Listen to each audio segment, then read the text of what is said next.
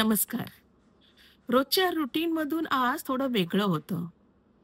आज मला ऑफिसतर्फे ट्रेनिंग होती. ट्रेनिंगचा विषय होता सेक्शुअल हॅरेसमेंट. ट्रेनिंग खूप छान होती.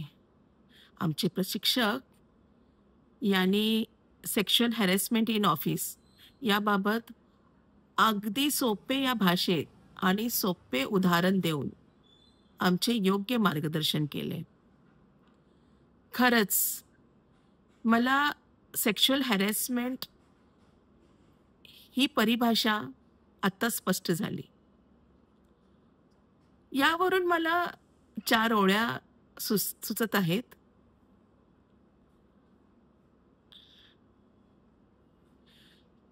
बाईच्या सुरक्षतेसाठी आहेत अनेक कायदे.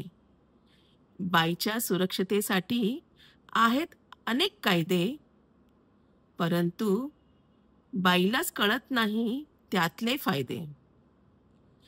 सर्व नियम व अटी लागू होते बाईलाच. सर्व कायदे मात्र राहून जातात फाईललाच.